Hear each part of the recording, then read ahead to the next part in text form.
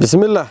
محكمة درجة كواد ciidamada qalabka sida waxay ku dhawaaqaysaa xukunka dacwad ciqaabeedkii loo haystay eedeysane Cabdullaahi Cali Aadan 23 jir ah ina jeelay Madjiilow ku dhashay gobolka Baay kaas oo xafiiska xeelaalinta ciidamada qalabka sida ku soo eedeeyay in uu ka tirsan yahay kooxda Al-Shabaab gaar ahaan qaybta fulisa weerarada qaraxa kadib isagoo kamid ahaa koox weerar ku qaaday dad shacab ah oo ku sugnaa duleedka gaalkacyo 23 bishii 11aad 2018 weerarkaas oo ay ku geeriyoodeen 14 ruux kuna dhaawacmeen 13 ruux oo kale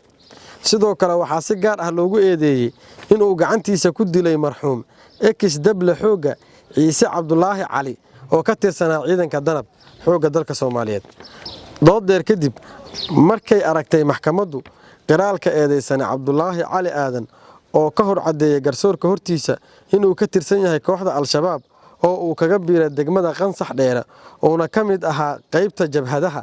eedeysanuhu wuxuu cadeeyay inuu kamid ahaa koox gaalkacyo weerar ku qaaday dad shacab ah 26 bishii 11aad 2018 sidoo kale wuxuu eedeysanuhu sheegay in uu isagu dilay marxuum Ciise Cabdullaahi Cali oo ka tirsanaa ciidanka danab xooga dalka Soomaaliyeed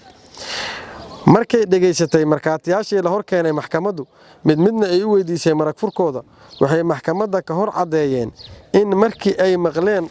dhawaqa qaraxa ay gurmad u fidiyeen dadkii shacabka ahaa sidoo kale waxay maragu sheegeen in eedeysanaha uu gacantiisa ku dilay marxuum Ciise Cabdullaahi Cali markay aragtay maxkamaddu dambi muujinta ah dukumiintiyo ay kamid yihiin cadeynta iyo qoraalka laga qoray eedeysanaha sawirro iyo waraaqaha cadeynaya dhimashada marxuumintii ku geeriyooday weerarka qoray AK47 ah oo eedeysanuhu u adeegsaday weerarka markay dhageysatay maxkamaddu doodii u dhaxaysay dhinacyada dacwada oo kala ah xeeraliyaha guud ee ciidamada qalabka sida iyo qareenka difaacaya eedeysanaha sidaa darteed maxkamadda waxa uu cadaatay in dambiile shabaab Cabdullaahi Cali Aadan